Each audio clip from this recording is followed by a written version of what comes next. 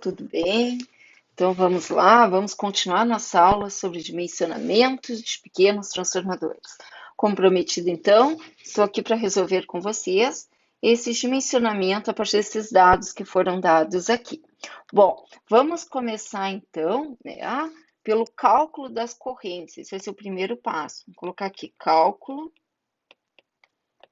das correntes. Primeira coisa, para podermos calcular as correntes, temos que ver o seguinte, que foi dada a potência do secundário, 300 volt-ampere. Então, vamos calcular aí a potência do primário. Lembrem que nós vimos na aula passada que a gente tem que considerar, já que não foi dado as perdas, em torno de 10%. Então, vamos multiplicar nossa potência de saída por 1,1, que vai dar esses 10%, que dá, então, os 330 volt-ampere. Agora, a gente pode calcular, então, a corrente 1, que vai ser a potência 1 dividido pela nossa tensão de entrada, os 330 volt-ampere, divididos aí pelos 220 volts, que vai nos dar aqui 1,5 amperes. Essa é a nossa corrente I1. E a nossa corrente I2 vai ser a potência 2 sobre a tensão de saída. Então, os 300 volt-ampere divididos aqui, pela tensão de saída, pelos 127 volts, que vai nos dar aí 2,36 amperes. A segunda coisa que nós vamos calcular, então, vai ser a secção dos condutores. Vamos anotar aqui, cálculo da secção dos condutores. Para calcular a secção dos condutores, nós vamos usar a seguinte forma.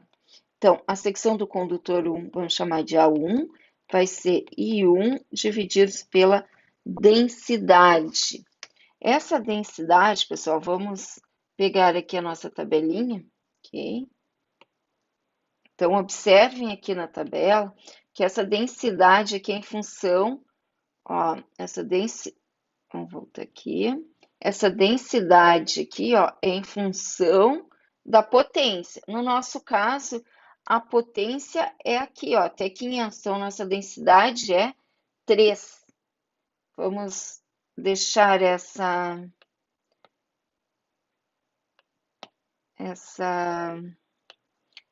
tabela aqui mais em cima. Não vamos precisar dela neste momento, só vamos pegar o valor. Vamos anotar aqui. Então, o que nós teríamos é a corrente 1,5 divididos por 3, que dá igual a 0,5 milímetros quadrados.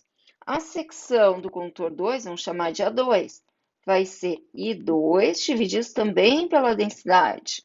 A corrente secundária, que nós tínhamos visto aqui, 2,36 amperes,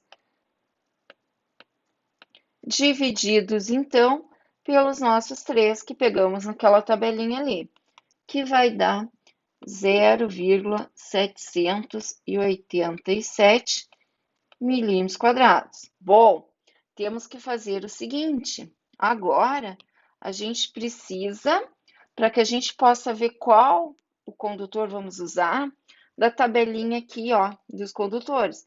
Vou colocar ela, deixa eu diminuir um pouquinho aqui a tela e aumentar só a tabela para que vocês possam visualizar melhor. Então, olha ali, o condutor 1 tem 0,5. Vamos aumentar isso aqui, para que a gente possa ver uma seção de 0,5. Então, a gente vem aqui nas seções. 0,5, observe que a gente tem 0,4 e depois 0,51, mas a gente vai ter que usar aqui, 0,51. É um AWG 20, Então, vamos pegar a nossa tabela aqui. Deixa eu selecionar ela para tirá-la daqui. E vamos colocar aqui do lado, então, que o nosso condutor vai ser um AWG 20, que tem, então, a seção de 0,591, milímetros quadrados. Já deixo ali. Agora temos que fazer a mesma coisa com o condutor 2. O condutor 2 é 0,787. Então, vamos pegar aqui a nossa tabela, aumentar de novo para que vocês possam visualizar. Então, 0,787. Observe o seguinte, ó, nessa tabela aqui, a gente tem o mais perto dele é o 0,82, que é um AWG 18. Então, vamos diminuir essa tabela aqui para que não nos atrapalhe, né? Que agora a gente não vai precisar mais dela. Jogá-la aqui para cima também. E vamos anotar aqui, então, que o secundário vai ser um AWG 18. Deixa eu aumentar aqui para vocês. Ficou feio o meu 18, não aumentei. 18, e ele tem uma seção de 0,8235 milímetros quadrados. A gente vai colocar esses valores aqui, porque depois nós precisamos disso, tanto deste quanto deste, para continuar nosso cálculo. Bom, então já temos o cálculo da seção, ok? Agora a gente vai fazer cálculo em função do núcleo. Então, nosso terceiro passo, aumentadinho aqui, nosso terceiro vai ser calcular a seção geométrica do núcleo. Então, secção geométrica do núcleo. Para calcular a seção geométrica do núcleo, que a gente chama de AG, ela é um produto de A vezes B, que a gente viu lá naquele vídeo anteriormente, e depois, então, a nossa seção magnética, que é a seção geométrica, divididos por 1,1. Neste caso aqui, esses 10% é para compensar aqui as perdas, ok? Então, a nossa área magnética que a gente precisa, existe uma fórmula que é 7,5, que multiplica a raiz da potência do secundário sobre a frequência. Então, calculando isso aqui, a nossa área magnética vai ser 7,5 vezes a nossa potência secundária, 300, dividido por 60. Calculando isso aqui, dá 16,77 centímetros quadrados. Bom, então essa é a nossa área magnética. A nossa área geométrica, observe aqui, a geométrica vai ser a magnética vezes 1,1. Então, a nossa área geométrica vai ser a área magnética vezes 1,1, que vai dar igual a 18,45 centímetros quadrados. Para que a gente possa escolher o núcleo, a gente precisa o seguinte, a gente precisa saber o valor de A. O valor de A, como A é aproximadamente a raiz da seção geométrica, o nosso A, então, vai ser aproximadamente a raiz dos 18,45, que é aproximadamente 4,3 centímetros. Então, o que nós temos que fazer? Para que a gente possa escolher a lâmina, a gente vai lá na tabela de lâminas, observe aqui, vou dar uma aumentadinha aqui para vocês poderem ver, sem entortar muito, tá aqui. Observem aqui, a gente precisa um A de 4,3, tem o de 4 e tem o de 5. 4 pode ficar pequeno, posteriormente a gente pode até voltar aqui e ver se dá de 4, mas vamos escolher o de 5, vamos escolher esse aqui, com A de 5, aí nós vamos ter uma seção da janela de 1880, ok? Então, a nossa lâmina que nós vamos escolher, ok? Vai ter um A, então vamos ficar com a lâmina, lâminas padronizadas,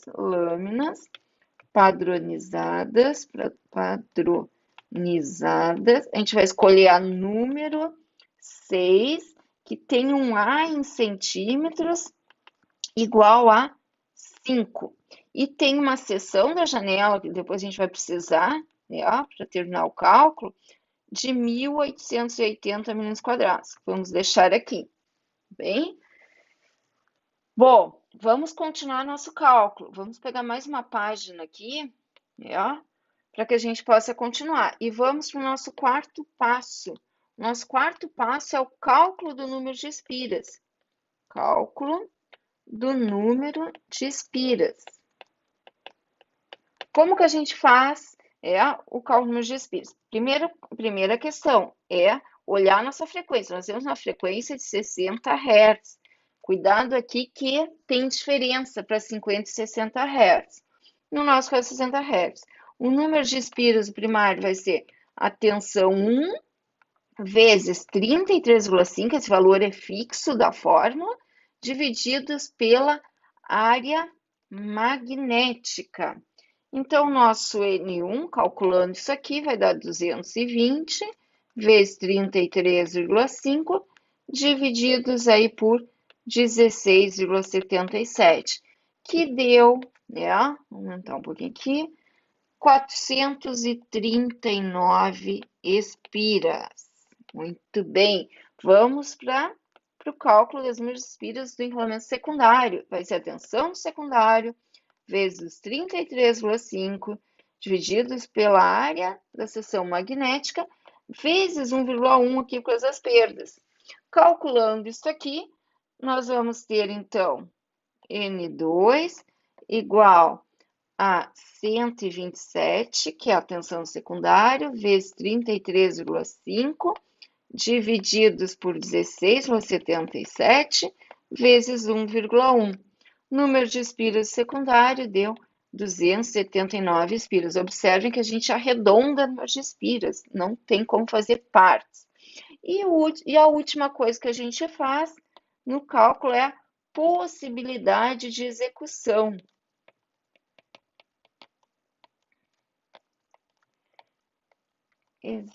Para saber se nossas escolhas são possíveis. Bom, para que se faça o cálculo de possível execução, a gente tem que primeiro calcular a área de cobre total. Vai ser número de espiras em enrolamento primário, vezes a seção lá, né, a área do condutor 1, mais número de espiras 2, vezes a área do condutor 2. Então, o que nós temos aqui? Nós temos número de espiras primária, aqui, ó, 439, vezes lá a seção do nosso condutor 20 AWG, que era 0,519, mais aqui, ó, as 279 espiras, 79 espiras, vezes a seção do condutor 18 AWG que foi escolhido, que é 0,8235. Calculando isso aqui, chegamos a 457,6 milímetros quadrados. Agora, a gente pode fazer o cálculo da possibilidade de execução. A possibilidade de execução é dada pela área da janela do núcleo que a gente escolheu, divididos pela área de cobre. Se isso aqui for maior ou igual a 3, é possível. Então, nós tínhamos escolhido lá, né, nas lâminas padronizadas, uma lâmina número 6, com um A de 5 e uma seção da janela de 1.880 milímetros quadrados. Dividimos os 1.880 milímetros quadrados pelos 457,6 milímetros quadrados aqui da nossa área de cobre, ó, nós vamos ter aqui 4,1.